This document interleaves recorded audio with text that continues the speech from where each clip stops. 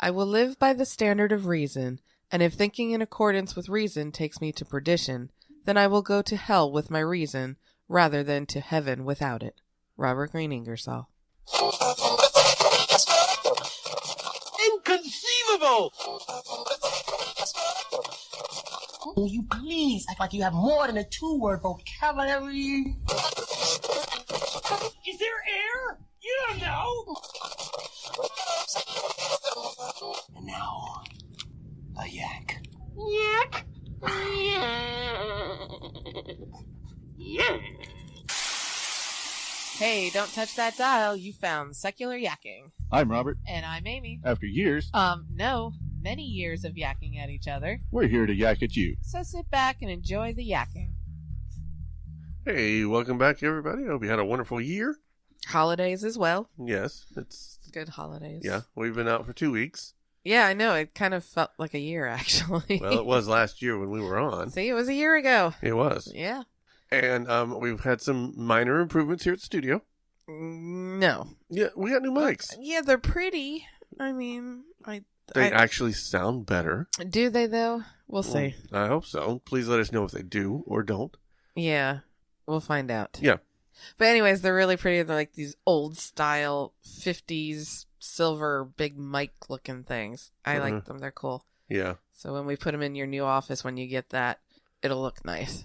Anyways, that's enough of that crap. I suppose it is. Yeah. We did have some twits. Twits. Twits Did is I what say we'll call twits twits last time? Yeah. Okay, so we got Jim Glennon. That was weird. What the hell? Atheos Metis, Gene Oman, Natus? Richard E. Wackrow, Amanda Lambert, Dot, which is at Reverse Mission. I don't know why he has just a period for his name, but whatever. Rolling on. Ensign Views Commentary, Bob from Space. Thank you, Bob. NKLS Media and Conspiracy News. Cool. Yeah. So we have twits. More twits. I like calling them twits. Oh, whatever. I don't know if they like it, but No, not necessarily. we continue to get new twits, so it doesn't matter. Since I don't Twitter, I can call them twits. Fine. Anyways, the show must go on. We also have a voicemail from our friend at TDTF Pod. He's our regular voicemailer. Yes. And I'm going to play that as soon as I find what you did with it. Typical. Here it is. Hello. Hey, I just wanted to call and say Happy New Year. That's going to be coming soon. I will be thoroughly intoxicated. Me and the missus are going to go down to travel a bit and sit in the hot tub out in here in the middle of winter, drink some stuff. It'll be fun. It should be okay. Anyhow, 2017 sucked. Can we just agree on that? It sucked a lot. Yes, it did. Blew. It was not fun. I did not enjoy it. And if you did, I question your sin. I agree. All the same, it's fun listening to you. And I am going to continue to do so. And I just wanted you to all know. Also, on a personal note, I need a book from Robert Greene Ingersoll. I started looking around to see where I can find and read his letterings, actual, legit, full, complete writings of his. And I'm not really sure where to start. It would be totally cool if you could give me a recommendation as to where that might be. And I can take a look at it and read it more in depth. Anyway, take care, y'all. And thank you, Jonathan, for that wonderful voicemail. Can you think of any book recommends yes. off the bat? Yeah, I've got a couple. Do you? Well, the problem with Ingersoll is that he's not really a book writer. No. He's an orator. Right, so it would be people doing it on his speeches. Yeah. I would imagine. So you'd have to read his speeches and essays. But I'm going to suggest a couple for you to get to know him. Okay. First, read The Great Agnostic, Robert Greene Ingersoll, and American Freethought. Ingersoll. Yeah. By Susan Jacoby, which is a biography of Ingersoll, and that highlights his impact on keeping America secular, especially in the late 19th century. All right, so it was called The Great Agnostic, Robert Ingersoll, and American Freethought. Right. That's a big-ass title. Yeah. Links to the Amazon version of these books will be in the show notes. Oh, okay. Yep. Secondly, I would suggest starting with some of his secular speeches and essays in a book titled What's God Got to Do with It? Robert Ingersoll on Freethought, Honest Talk, and Separation of Church and State from Tim Page. Huh. And that's a selection of some of his best works on freethought and secularism. Oh, okay. Yeah. Pulling all those out. Yeah, it kind of takes bits and pieces of different speeches and essays and Right. makes an amazingly good book about them. Right, okay. And then once you're really drawn into the works and the words of Ingersoll, I suggest the complete works of Robert Greene Ingersoll. This is everything known to have been written or spoken by him. Oh, wow. It's 12 volumes. It's like 7,000 pages long. Holy crap, really? But you can get it for free on Kindle. No kidding. Yeah. Wow. I didn't know that even existed. I have it on my phone. Of course you do. Have you finished it? No. Not even close. And there are no audio versions of this. Like, there's no Audible. Oh, okay. So this is, you got to read it. You have can't to read listen to it. But you can go, there's a lot of places that have his people who have recreated his speeches. Uh-huh. I did a bunch a while back. I may do some more in the future. That's right. You used to It record depends. that. You like doing that. I like doing it. I might Yeah. get back into it. But there is one definitive source that I always go to Uh-huh. when I'm talking Robert Greene Ingersoll, and that's Travis, Oh. Uh-huh. right? Or AKA the Big Funny. Yes. So if you go onto Facebook, Which / Crumbling Creeds, I was going to say, which I don't do. which you don't do, but if you go to Crumbling Creeds on Facebook, that's Travis's Robert Greene Ingersoll page. Amazing stuff there if you want to get to know a little more about Robert Greene Ingersoll. Yes, because Travis was all about him. He's the one that really introduced me Yes, to it. he absolutely was. Yeah, that and Travis is hilarious. Travis He's a is talented awesome. comedian. He's great. We should have him on the show sometime. I really should. Yeah. Maybe we'll have an Ingersoll show That sometime. would I'll wind talk up to him being about it. a really long episode, too. Whatever. Because he's just an awesome guy to talk to. He is. Maybe we'll Funny do as that. I don't hell. know.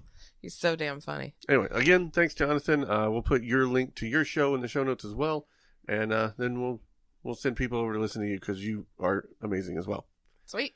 Okay, we got some news. It's usually why we show. Bangladeshi atheist faces 14 years in prison for insulting Islam. A social media activist in Bangladesh could go to jail for 14 years for defaming Islam and the Prophet Muhammad, Bangladeshi authorities said on Tuesday. Immigration police arrested on Monday the 25-year-old Asudazzaman Noor, Sure. known as Assad Noor. I like that better. What is that, like 15 letters? I don't know, but it's huge. And he has a popular YouTube channel. He was Oh. arrested at the airport attempting to leave the country, as he probably should be. Yeah. Leaving the country, not arrested. Wait. I'm against his arrest. He should leave the country. Right. The charge against him is that he hurt religious feelings. Wait a minute. That's an actual quote. Uh-huh. Nuh-uh. This is from the Bangladeshi inspector Muhammad. Not even going to try his name. Yeah, he says that he hurt religious feelings by mocking Prophet Muhammad and made bad comments against Islam, the Prophet, and the Quran on Facebook and YouTube. So he's actually arrested for this? He was actually Now, arrested for did this. he get 14 years, or is He going... could be sentenced to 14 years in prison. Yeah. Right? But it would not be Basically unheard for of. blasphemy. Blasphemy. I mean... It's a blasphemy law. Yeah.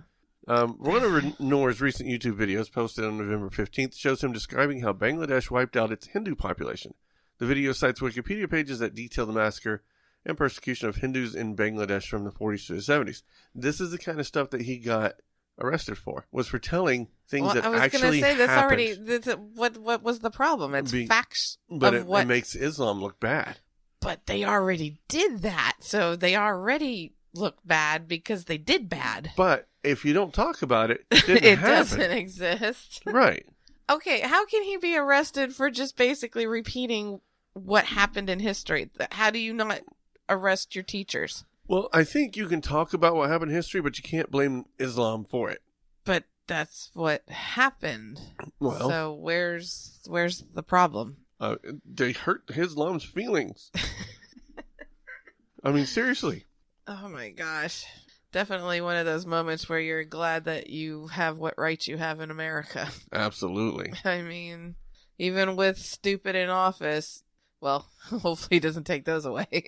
I'm waiting. You know? Yeah. Well, bloggers and social media activists have also been target of Bangladesh's strict religious norms. In 2015, 4 bloggers were murdered in separate attacks, and authorities said they had been killed by religious extremists. I kind of sort You of remember that. we Yeah, talked that about was that. horrendous. Yeah. Dozens of other bloggers have either fled the country or been murdered in Bangladesh over the past few years. And I have to give props for anyone who's in any of these countries where you can have things like this happen, whether it's just being arrested or being a horrible act of, being murdered, and yet they still speak out. And I'm not sure if I would be brave enough to do that. I would find it difficult to do it openly. But that's what I'm saying. They are doing it openly. Exactly. And I'm not so sure I'd be able to do that. I'm all for running into a burning car and getting someone out of the car kind of thing. But to do something like that, I don't know if I could do that or not, Yeah, I know. So super mad props to these guys, these bloggers over in Bangladesh and in Egypt and everywhere that it's forbidden. Any place where blasphemy can lead to you going to prison or death. It's just crazy. It's words, people. I mean, to take it to that extreme is just, it's insane. Yeah, but your scientists were so preoccupied with whether or not they could that they didn't stop to think if they should. God, I love that. Okay. All right. We can continue. Okay. Why are some people left-handed? Okay, I'd like to know because one of my daughters is left-handed. Well, oddly enough, it's not the brain that determines if people are right or left-handed, but the spinal cord. Really? I did not know that. This has been inferred from the research results compiled by a team headed by private lecturer Dr. Sebastian Ocklenberg, Judith Schmitz, and Professor D.H. Owner Gutendurken. I believe that's Ocklenberg. Ocklenberg, okay. Anyways. I hope I got the last one right. Yeah, that's some big German word. I have no idea. Together with colleagues from the Netherlands and South Africa, the biophysiologist, biopsychologist, I was going to say, I'm not sure that's physiology. Biopsychologists have demonstrated that gene activity in the spinal cord is asymmetrical already in the womb. Really? Yes. A preference for right or left-handed might be traced back to that asymmetry. Now I have a question. What if you're ambidextrous? How does that work? Didn't figure that out. Maybe you didn't. So there's a few more things down in this article that... All right. Continue. And then we're coming back to that, though. Yeah. Okay. It had been assumed that differences in gene activity of the right and left hemisphere might be responsible for a person's handedness. Uh-huh. A preference for moving left or right hand develops in the womb from the 8th week of pregnancy, according to ultrasound scans carried out in the 80s. From the 13th week of pregnancy, unborn children, unburned and unborn You did it again. children tend to suck either their right or left thumb. I thought you were going to say they just suck. That's funny. Watch the mic. I know, my elbow hit it. But that's very interesting. I did not know any of this. Okay. So arm and hand movements are initiated via the motor cortex in the brain. It sends a corresponding signal to the spinal cord, which in turn translates the command into motion. The motor cortex, however, is not connected to the spinal cord from the beginning. Even before the connection forms, precursors of handedness become apparent. This is why the researchers have assumed the cause of right, respective left preference must be rooted in spinal cord rather than the brain. That's interesting. They trace the cause of asymmetric gene activity. Epigenetic factors appear to be at the root of it, reflecting environmental influences. So translate that in English right now. That it's not genetic, that it's based upon how your genes present themselves in real world, right? Oh, it's not the way it's written, it's the way it's implemented. Okay. So like after they're born? No, during the development. That was really bad. That was definitely me. Yeah. Anyways, you were during saying. the development, certain environmental factors like what the mother ate or the air the mother breathed and things like that really? can have that's the epigenetic effects. Right? It shows maybe an enzyme didn't get put in the right spot. Okay. Or maybe that one was missing that day. Okay. Right? And so that changes how the DNA structure is implemented. Interesting. Okay. So what they're saying is a left-handed person develops left-handedness due to environmental factors. Not necessarily, but they don't know what environmental factors. I was going to say, what would cause that? Right. So if you learn what environmental factors take place, could you basically choose? I'm not sure. I mean, it seems like you could. Like as the mother doing something, whatever that environmental factor is, and you would be able to control whether your child's left or right. Maybe. I don't think it's that simple. Yeah. I think it would be this huge combination of what happens around in the womb and everything else. It's not just one thing. Oh, you don't get enough apples, you're going to be left-handed. Right. No. Well, and that's where I was going with the ambidextrousness, if that's a word, because I'm ambidextrous. I'm pretty damn good with my left, almost as much as I am with my right. It is possible that but I'm mainly right-handed. That your asymmetry didn't pronounce itself as much as, say, a purely right-handed person like me is. I can't use my left-handed for anything. You can't use your left for crap. I even barely type well with it. Yeah, and I do lots of stuff with I've actually been known to, I'll be doing something with my right, but because it's at a different angle that's bugging me, I'll just put it in my left hand and just start doing it with my left hand, just because it's easier. Now, I did wonder, because with the twins, when they were toddlers, one of them was obviously predominantly right-handed, but the other one started out left-handed, but it wasn't until a couple years later that she started using her right as her primary hand. So I'm thinking, and she's also ambidextrous, by the way, too. Right. So obviously you got a set of twins, so right. It's not genetic.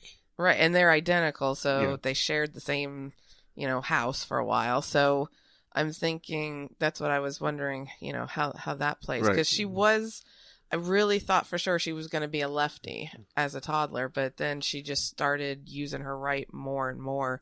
And I almost wonder if it was like on choice, because for a while when we were homeschooling her, I actually encouraged her to use her left because her handwriting was better using her left than it was her right. But she chose to, I don't know if it's because her sister was using her right or what, but she chose to stick with her right. But she can also use her left too. So right.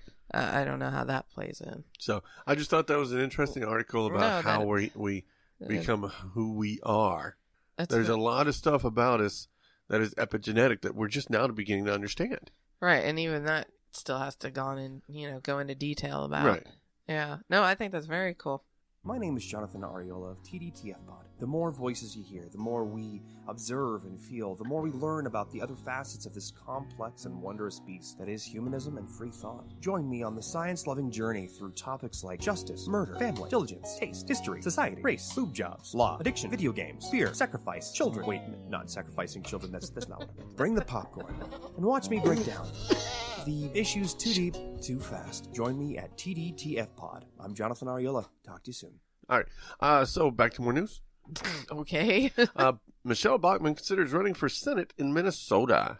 Huh. Do you remember Michelle Bachmann? Yeah. She ran for president a couple times, was the congressperson for Minnesota for a couple years. Okay. Okay. Well, former Minnesota congresswoman and current pastor to the United Nations, Michelle Bachmann, joined Seriously? End Times prepper, Pastor Jim Baker, for a series of television programs that aired last week. Oh, During which she revealed that she is currently considering making a run for U.S. Senate seat that is set to be vacated by Al Franken. Oh, so she's going to pray her way in. Well, maybe. On last Wednesday's show, Bachmann said that she has, quote, had people contact me and urged me to run for Senate, and that she's asking God if doing so is in his will for her. What happened to free will? No. You don't get it. Free will only applies when they want it to apply. Which they constantly flip-flop. Free will 1 minute, his plan for you another minute. Make up your mind. Well, Bachmann said she would be willing to run in order to take godly principles into the Senate, but is concerned that she will be unfairly attacked by Washington insiders because, quote, the swamp is so toxic. Actually, what they're all counting on is because of the way Trump's got everything going on right now, and it's just insane that she has a shot of getting in because it's just a bunch of old religious white people. Alabama. Wow. Mm-hmm. What? So Roy Moore thought he had a nice, easy shot. Yeah. In the super, but he had... In the super red state of Alabama, Uh-huh. he couldn't beat a super blue No, Democrat. I know that, but he has a bigger issue with himself. He is a bigger issue. Yeah, you can't compare those two. But now we're talking about She's Minnesota. just looking at it as everybody's in this religious mode right now. Minnesota is a purple state. Uh-huh. There's no way, I don't think a person like Michelle Bachmann can win a purple state. She is too far to the right. Yeah. She would need it to be red. Yeah. Yeah. And she says this, I trust in a big God. Asserting that she was supposed to run for president in 2012 in order to make the repeal of Obamacare a central issue of the Republican platform. That makes no sense to me. I was just going to say, what?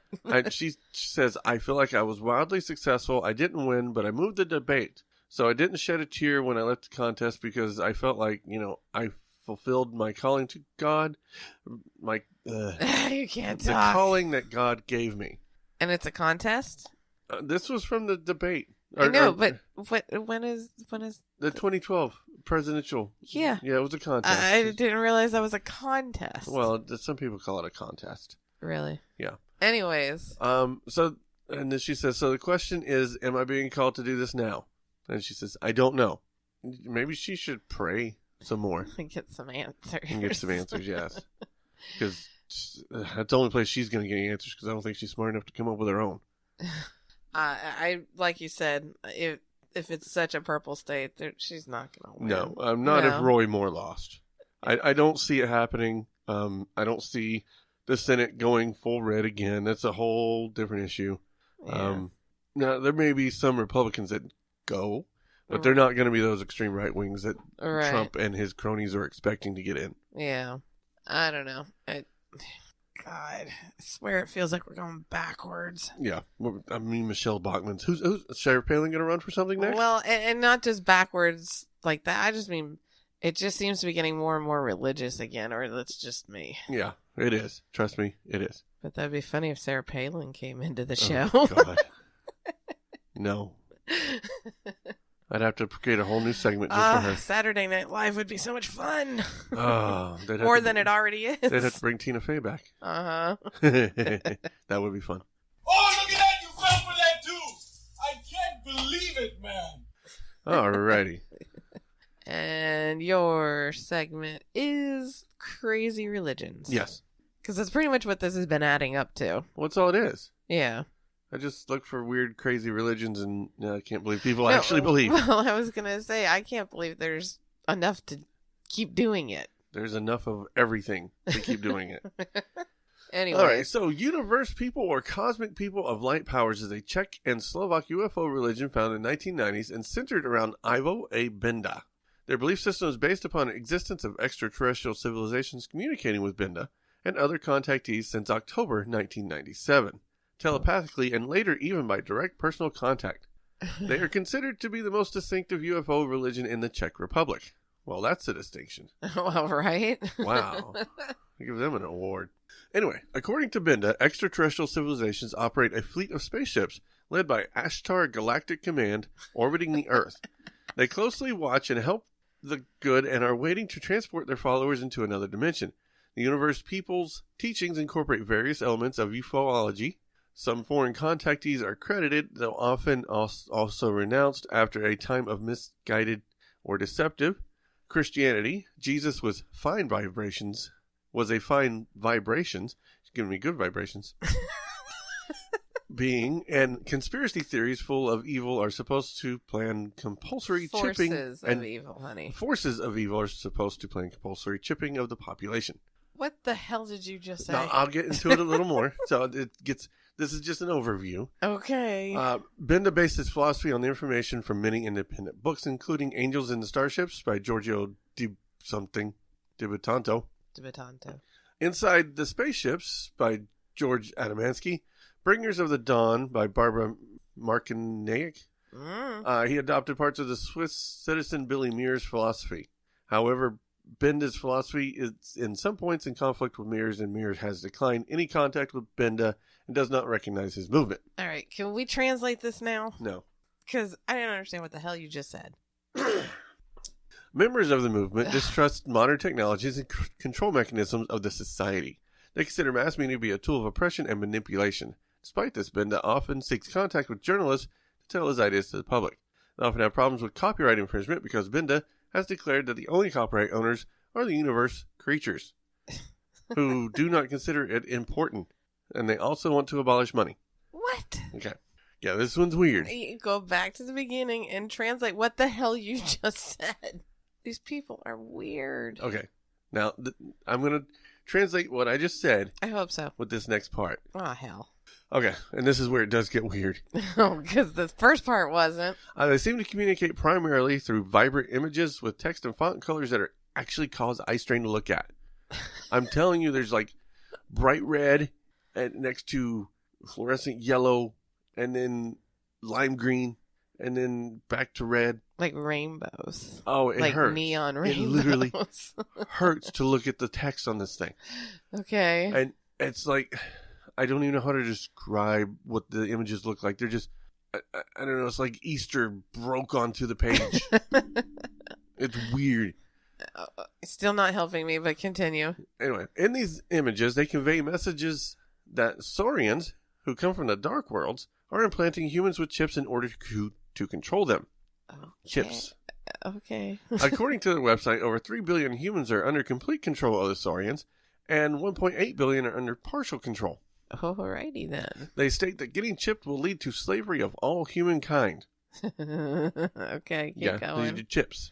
Okay. And the chips will replace barcodes that are currently on humans. Okay. Yeah, because I have a barcode somewhere. Do you know? Apparently. Okay. They also state that angels have been sent to warn us of this enslavement, including Ashtar Sharon, who looks like Elrond the elf, Ptah, I don't even know who he is, and the Lord Jesus Christ. This is weird. We're not done. It's really weird. They also believe the galaxy is populated by over 2,000 advanced civilizations and that they are immensely peaceful. That's a quotation, by the way. And the governing body of the galaxy is located in the constellation Aquarius. It's the age of Aquarius. Yes. And is represented by the High Council in Petal. The Patau? I don't know. Oh, whatever. The oldest member of which is Gorlaj. Okay. Where the hell do you dig this shit up? It's there. But it's real. It's real. This is a real religion. I told you I'm going to sneak a fake one in sometime, but they're too good. I can't. You don't need to. I don't need to. This is Poe's law here. Okay. They also believe you can contact friends from the cosmos. All you have to do is follow simple rules. Okay. 1, live in loving, harmonious, well-ordered spirituality. Uh-huh. 2, love other human beings, even those who harm you. Love all other creatures, the living and non-living ones. Now, don't 2 and 3 kind of just go with 1? Oh, I was trying to figure out a non-living creature. A car? It's not a creature. Well, could be in someone's opinion. All right. Reduce eating of meat to a minimum. Best no meat at all. Uh-huh. Here's where it starts getting weird. frustrating. Were you going to say weird? Eliminate or destroy any negative literature. Books or magazines about wars, eroticism, negative extraterrestrial, UFO abductions, crashes of ships, etc. So they would not like Independence Day. And many others I can think of. Don't read negative books, magazines. Don't watch negative movies. It's recommended you ignore politics. So go live in a cave. Basically. Don't possess excessive property. 2 or more houses for yourself, 2 or more cars, things you don't have to have. Cave. So, a cave. Help people in need according to your possibilities. I don't even know what that means. What does that mean? I don't know. Help people in need according to your possibilities? Yeah, your possibilities. What does that mean? I don't know. Work unselfishly for other people, at least in the manner of spreading information about friends from Cosmos. So, but wouldn't that be selfish because it's still only helping people to benefit yourself? Right. I was about to say that. Okay, I'm just work just checking. for others so long as you can proselytize your religion to them. Right, exactly. Got it. And number 10, don't harm other creatures. Back to the creatures again, okay. Yeah. Then you can contact the Friends of the Cosmos using these words. Okay. Dear Creator, the beloved one, I'm asking for you for a contact with my cosmic friends. Okay. I feel like I'm on Captain Planet or something. Okay. Wow. Oh, and at the same time, it's necessary to have pure thoughts and love in the heart, a pen in the hand, and paper prepared. While writing, beam with love and don't insert your own thoughts, and especially doubts. Best communication is in the middle of your chest. This would be really weird if I was drinking. Like, more than it's weird already. Well, as if that weren't weird enough. Or high. Yeah. They also believe that one day Ashtar has a fleet who has his fleet of ships orbiting the Earth in preparation for the evacuation. Oh, another rapture. Yeah, which was supposed to happen in 2007. Of course it was. That is when 2.5% of the population would have had the, quote, vibration parameters correct and would be whisked away to parts unknown. Stoned for sure. Yeah, I think so. But they say what really happened was instead of evacuation, they were given the chance to, quote, grow spiritually with assistance from the creator of everything and everyone. What the hell are you saying? Where do they come up with this crap? And the fact that people follow this crap. I'm going to say acid. That actually was exactly what I was thinking when I was going through the liquor, then, weed, and then no, I'm thinking more acid. This feels like those major 60s acid trip or something. When I was reading, these guys created this, if this is the one I remember, back in the 90s, I think, yeah, right? It said 90s. Yeah. So that's not really an acid-heavy time. Depends on what music they were listening to. Well, they're Czechoslovakian. Okay. Death metal, I guess. Uh-huh. All right. So, yeah. Weird. Anyway, I didn't even get into their beliefs on reincarnation, Atlantis, and Yetis. Oh, Jesus. Yetis? Oh, yeah, yeah. What's with the Yetis? I just glanced over, like, holy crap, they believe in Yetis. And Atlantis. I like the Yetis, Mr. Bumble. Oh, jeez. I don't know. So there's your weird religion for this segment. It's really freaky. It's amazing the crap that you can get people to join with your group to follow. Well, what's amazing what all these are is a lot of these tend to be focused on extraterrestrials. Yes, they do. The crazier ones have even crazier extraterrestrials, right? If you look at the really crazy ones, Scientology, right? Mm-hmm. Mormonism. Mormonism with the... Mormonism has all these extraterrestrial planets, and the Kolob as a planet, and that's where God came from. And I didn't know that. I'm not going to do a Mormon thing. There's people who do Mormon things. Go listen to their podcasts. They know way more than you. Yes.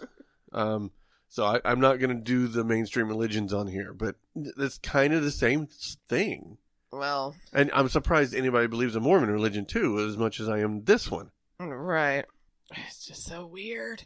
It is. But like I said, it's crazy that people actually believe and follow this crap. And the same goes for these tiny little ones as much as Scientology, which is just out there, and Mormonism. I mean, and those are larger groups, and yet they have so many followers. Right. I just can't wrap my head around that. I mean... Well, it makes me wonder if all religions are sort of based on an extraterrestrial being. Right? Because if you think about the works of Jesus, those would have been magic and extraterrestrial, right? Alien came down to the planet and walked on water. And rose from the dead and healed physically went up to the clouds, right? That sounds pretty spacey to me. I mean, he was teleported up. I mean, Moses could part water. Sounds pretty, he's got magic talents that can allow him to move water in ways we can't. Yep, and there's big machines hiding under the pyramids. that was Ben Carson. No, those were grain silos, yeah. Oh, and there you go. That's it. That's enough weirdness for me. My head hurts. Yeah, that's all the yakking I got for you tonight. I'm good for this week. Yeah. We're back on for 2018, so we'll see you next week. We always like to hear your feedback, so leave us a voicemail at 704-802-YAKK or an email at podcast@secularyakking.com. More input. All comments are welcome. We like to hear the good, the bad, and the ugly. You also can find us on Facebook, Twitter, YouTube, and Google+. If you like our show, head over to your podcast directory of choice and leave us a 5-star review. If you really like the show, support the show on our Patreon page. I'd buy that for $1. And we'll be back next week with more yakking to please your eardrums. Bye-bye, boys. Have fun storming the castle. Think it'll work? It would take a miracle. Goodbye.